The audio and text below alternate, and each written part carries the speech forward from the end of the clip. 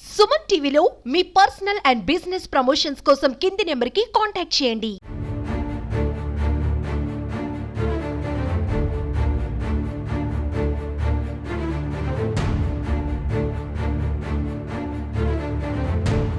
ఆంధ్రప్రదేశ్లోని విజయవాడ జల దిగ్బంధంలో మునిగిపోయిందని చెప్పవచ్చు. తుఫాను మిగిల్చిన కథలో నుంచి ఒక కథే ఎం పావని కథ. సో ప్రస్తుతం మనం చూస్తున్నాము విజువల్స్ లో నా వెనకమాల కనిపిస్తున్న ఇంటి లోపలికి దాదాపుగా నీరు అనేది వెళ్ళిపోయింది. ఆ సామాన్లు పరుపులు అన్ని కూడా నీటి మట్టం అయిపోయాయి. ముఖ్యంగా చూసినట్లయితే ఇప్పుడు నడుం పై భాగం వరకు కూడా నీళ్లతో మునిగిపోయిన పరిస్థితి అయితే ఉంది. అసలు ఏం జరిగింది ఏంటి, ఆ రాత్రి ఏం జరిగింది అనేటువంటి పలు అంశాల గురించి తెలుసుకుందాం. అయితే తుఫాను మిగిల్చిన కథల్లో అసలు శనివారం రోజు మొదలైన వర్షం ఎలా ఇళ్లలోకి వచ్చింది, అప్పుడు పరిస్థితి ఏంటి అనే అంశాల గురించి తెలుసుకుందాం. స్థానికులను అడిగి అమ్మా చెప్పండి, అసలు శనివారం కొంచెం వర్షం పడిందండి. వర్షం పడితే మేము రోడ్డు మీద మాత్రమే వాటర్ ఉంది. ఇట్లా వయ్యిద్దని మాకు అసలు ఎట్ల పరిస్థితులు ఎవరు చెప్పలేదు, మాకు అసలు తెలీదు. తీరా చూస్తే ఆదివారం ఉదయం 7:30 కాడ నుంచి మొదలైంది వాటర్ రావటం. అసలు తీసుకునే అవకాశం లేదు, ఫుడ్ లేదు, ఏమి లేదు. మేము ఇలా నీళ్ళ చూడండి ఇలా పాడైపోయిన వస్తువులన్నీ ఏం తీసుకోవడం. వర్షం ఎప్పుడు అంటే సుమారు మీకు శనివారం వర్షం పడింది, వాటర్ రోడ్డు మీదే ఉన్నాయి. ఆదివారం ఉదయం 7:30 కాడ నుంచి 8 కాడ పాత్రలు మొత్తం వాటర్ మొత్తం లోనికి వచ్చేస్తుంది. ఒక్కసారిగా వచ్చినాయా లేకపోతే కొద్దిగా వస్తున్నాయి? ఒకేసారి వచ్చేసినాయి వాటర్. 2 గంటల్లో మొత్తం తీసుకునే అవకాశం లేదు మాకు. అసలు టిఫిన్లు చేసుకునే అవకాశం కూడా లేదు. లేకపోవటం మేము చూస్తే నీ వాటర్ వచ్చేస్తున్నాయి. అదే టీ పొయ్యి పెట్టాం అంతే. గ్యాస్ బండ్ కూడా వేసి వెళ్ళిపోతుంది. అసలు మాకు ఏ అవకాశం లేదండి. అసలు ఇంట్లో ఇప్పుడు మేము ఎలా ఉండాలి? కట్టుడు బట్టలతో మేము బయటకు వచ్చేసాం. ఏదో బిల్డింగ్ పైన ఎక్కితే ఇప్పుడు దాకా ఎలా. ఆ రేత్రి వర్షం ఒక్కసారిగా వచ్చినప్పుడు మీరు సామాన్లు తీసుకునే సమయం ఉందా? అసలు మాకు ఎప్పుడు ఎట్లా వచ్చిందని మాకు తెలియదు కదండి. ఎలా తీసుకుంటాం? సుమారు ఎంత టైం పట్టింది అంటే రోడ్డు మీద నుంచి నీళ్లు మీ ఇంట్లోకి రావడం? నుంచి 2 గంటల్లో మొత్తం 1.5-2 గంటల్లో మొత్తం మునిగిపోయిందండి. అసలు అవకాశం లేదు మాకు. ఏదైనా తీసుకెళ్ళటానికి లేదు. ఎవరింట్లో వాళ్ళు కూడా ఎవరికాళ్ళు వెళ్ళిపోయారు. ఎక్కడోళ్ళు అక్కడ వెళ్ళిపోయారు. భయం వేసి కట్ట మీదకి వెళ్ళిపోయారు, బిజీ మీదకి. అసలు మాకు ఏ అవకాశం లేదు, ఏ తింటానికి లేదు, ఏం చేయటానికి లేదు. మేము అవతల పక్కన ఉంటే మాకు ఏ అవకాశాలు రావట్లేదు. ఈ మెయిన్ రోడ్డు మీద ఇక్కడ కూడా ఇవ్వట్లేదు. వచ్చిన వాళ్ళు వచ్చినట్టు పైకి వెళ్ళిపోతున్నారు. పైన ఇవ్వాలి అంటున్నారు కానీ మా దగ్గరకు వచ్చే లోపలికి నీళ్లు వచ్చినప్పుడు మీరు ఏమన్నా అంటే సామాన్లు ఏమన్నా తీసుకునే గానీ అవకాశం లేదు. అసలు మాకు ఏం చేయాలి? క్షణంగా నీళ్ళు వచ్చేసినాయి. అసలు ఏం చేయాలో కూడా మాకు అర్థం కాలేదు. వాటర్ అది మొత్తం పాడైపోయినాయి. అవతల రూమ్ లో అసలు ఏ వస్తువు లేదు. అసలు ముందు రావటమే మొత్తం రోడ్డు మీద వచ్చేసినాయి. మొత్తం వెళ్ళిపోయినాయి. అంటే మరి ఒక్కసారిగా నీళ్ళు వచ్చినప్పుడు కనీసం అందరు జనాలందరూ బయటకు రావడం ఎవరికాళ్ళు ప్రాణాలే కాపాడుకుంటున్నారు. ముందు వస్తువులు చూసుకోవట్లేదు ఎవరికాళ్ళు. ఇప్పుడు ప్రాణం మిగిలితే చాలు అనుకుంటున్నారు. చాలా మంది చచ్చిపోతారు కదా. ఇవన్నీ ఎందుకు? చిన్నపిల్లలు ఉన్న వాళ్ళు ఏం చేస్తున్నారు? చిన్నపిల్లలు తీసుకుని వెళ్ళిపోతున్నారు. ఎవరి ప్రాణాలు వాళ్ళకి ముసలోళ్ళు ఉంటే ముసలోళ్ళని తీసుకుని వెళ్ళిపోతున్నారు. ముందు ఇంట్లో సామాన్లు కనీసం వర్షం వచ్చేటప్పుడు ఒక గంట ముందైనా మీకు హెచ్చరికలు చేయడం గానీ మీకు వర్షం అలాంటి మాకు ఎవరు చెప్పలేదు. మాకు అసలు తెలీదు. ఏదో వర్షం నీళ్లే కదా అనుకున్నాం. ఇలా వరద వచ్చిద్దని గానీ, మా ఇళ్లలో ఇలా జరుగుతాయి అని గానీ, మా వస్తువులన్నీ పాడైపోతాయి గానీ, మాకు ఏం లేకుండా ఉంటాయి అని కానీ, చిన్నపిల్లలు అసలు ఎల్లాడిపోతుంటే అలా తీసుకెళ్ళడం కానీ ఏం జరగలేదు. ఎవరికి ఏం చేయాలో కూడా అర్థం కాల. అలా అయిపోయాం. ఇప్పుడు మా పరిస్థితి ఏం లేదు. కట్టుడు బట్టలతో ఉన్నాం. అసలు మేమేం చేయాలో మాకు అర్థం కావట్లేదు. అయితే వర్షం వచ్చిన తర్వాత నీళ్ళన్నీ వచ్చేసినాయి, వర్షం ఆగిపోయింది. ఇక నీళ్ళు ఎట్లాగే ఉంటాయి. దీని గురించి అధికారులు గాని, పోలీస్ సిబ్బంది గాని, ఫైర్ సిబ్బంది గాని ఎవరన్నా వచ్చి మాకు ఒక్కళ్ళు కూడా వచ్చి ఏది చెప్పింది లేదండి. శనివారం వర్షం వచ్చింది. శనివారం సాయంత్రం కొద్దిగా నీళ్లు ఉన్నాయి. మేము పడుకునే టయానికి వాటర్ ఆ శనివారం వర్షం నీళ్లు వెళ్ళిపోయినాయి.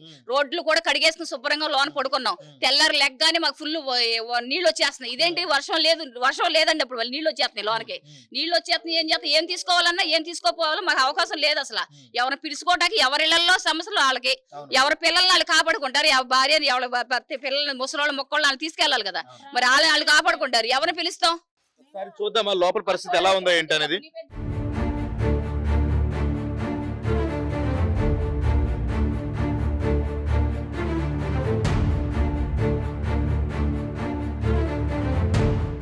వెళ్ళాలి ఎందుకంటే మీరు ఇప్పుడు మనం నిలబడింది రోడ్డు అంటే రోడ్డుకి ఎడ్జ్ భాగంలో నిలబడ్డాము.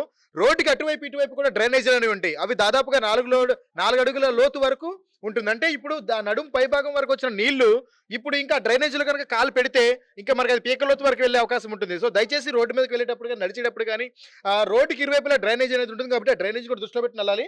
సో ఇప్పుడైతే మనం మెట్లు ఉన్నటువంటి కాళ్ళ కింద ఇవి మనం ఊహించుకుని వెళ్ళిపోవడమే అంతే తప్ప కింద ఏముందనేది ఇంటి ఓనర్ తప్ప మనకు కూడా తెలియదు.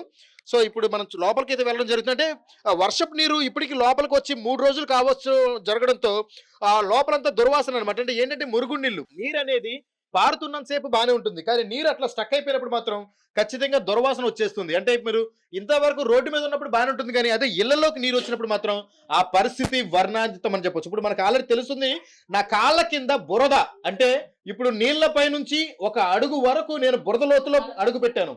మీకు ఇది కెమెరాలో కనిపించకపోవచ్చు, కానీ ఇక్కడ కాలు పెట్టిన వ్యక్తికి మాత్రం తెలుస్తుంది. మీరు చూస్తున్నారు కదా, ఇప్పుడు నేను ఒక అడుగు లోతు బురదలోకి నేను అడుగు పెట్టాను అన్నమాట. ఆ అడుగు బురదలో నడుస్తున్నాను.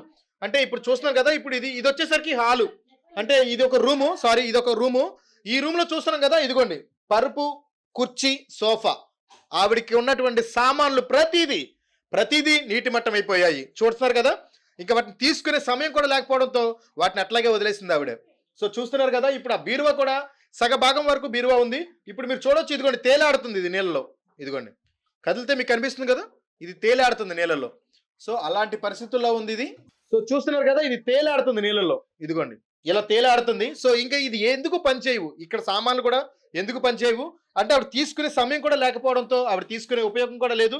అయితే ప్రస్తుతం అయితే మోకాళ్ళ లోతు బురదలో అడుగు పెట్టి నడుస్తున్నాము, ఎందుకంటే ఆల్రెడీ ఇదంతా మట్టి. ఒకవేళ నీరుని ఇప్పుడు హుటాహుటిగా తరలించినా సరే బురద అనేది అలాగే ఉండిపోతుంది. మళ్ళీ బురదను క్లీన్ చేయడానికి మినిమం ఒక వారం రోజులన్నా పడుతుంది. అంటే వీళ్ళు కోలుకోవడానికి ఎట్లేదైనా సరే 3 నెలల పాటు ఓన్లీ ఈ పని మీదే ఉంటేనే వాళ్ళకి ఇక ప్రత్యామ్నాయంగా వేరే పని చేసుకోవడానికి కూడా అవకాశం లేదు.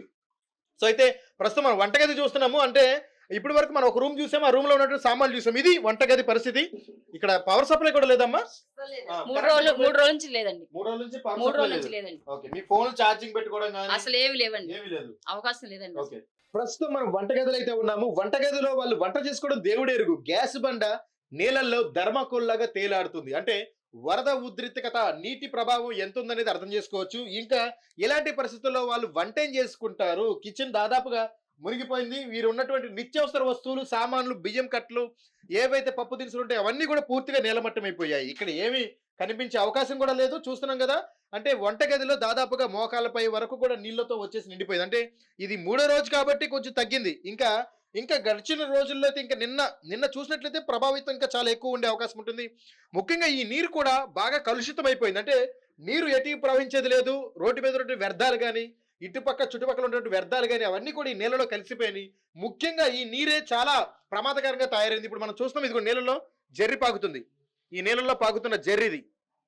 సో అంటే వీళ్ళు ఇక్కడే జీవించాలి, ఇక్కడే ఉండాలి, కానీ పరిస్థితి ఎంత దారుణంగా ఉందో అర్థం చేసుకోండి. అయితే మనం ఇంకా చూస్తున్నాము, ఇంకా ప్రాంతాల్లోకి వెళ్తున్నాము. ఇప్పుడు బయట పక్కకు వచ్చాము. బయట పక్క చూస్తే ఇదే పరిస్థితి, నీళ్లు కూడా ఇదిగోండి ఇలాగే ఉన్నాయి. సో చూస్తున్నాం, నీళ్ళల్లో తేలాడుతున్నటువంటి సామాన్లు మీరు చూడొచ్చు. ఆల్రెడీ ఇక్కడ కనీసం తింటాకి రైస్ అన్న దాచుకునేవాళ్ళం. ఇప్పుడు రైస్ కూడా తెచ్చుకున్నప్పుడు ఇది మంచాలు మొత్తం పడైపోయినాయి. ఆ రూమ్ పడైపోయింది, ఈ రూమ్ పడైపోయి తెచ్చుకుని ఇలా పెట్టుకున్నాం. అయినా సరే ఈ పడైపోయినాయి, మాకు ఏ వస్తువు మిగిలేదు లేదండి. ఉన్నాయి, చాలా కొట్టిపోయినాయి. అలమారులో అయితే చాలా కొట్టి వెళ్ళిపోయినాయండి, బయటికి వెళ్ళిపోయినాయి.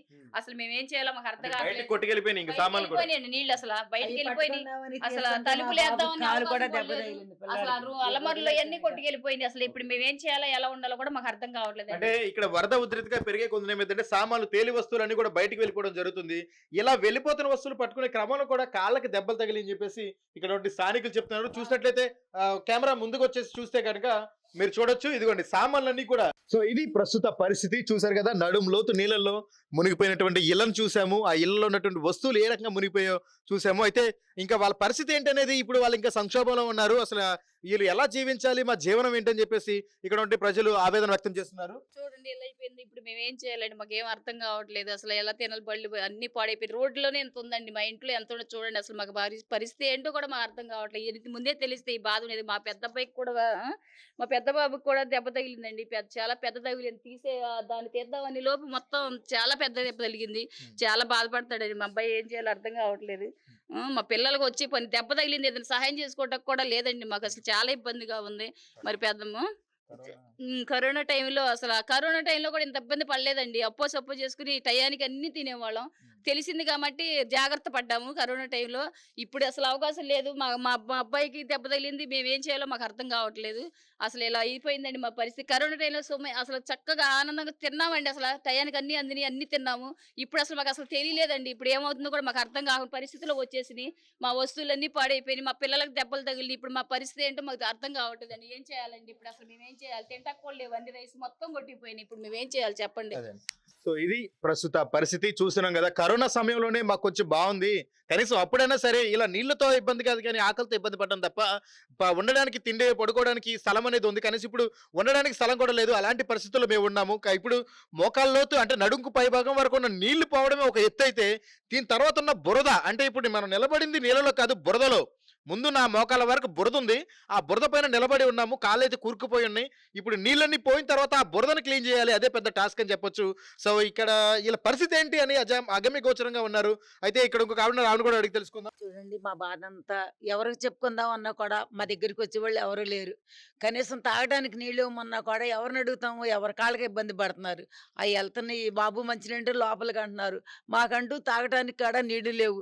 ఇదిగో మా పరిస్థితి ఎట్లా. నేను ఊరి నుంచి వచ్చాను చెల్లి దగ్గరికి, కనీసం ఏమైపోయారని నేను వచ్చాను. ఆ రోజున ఇదంతా ఇలా జరిగింది.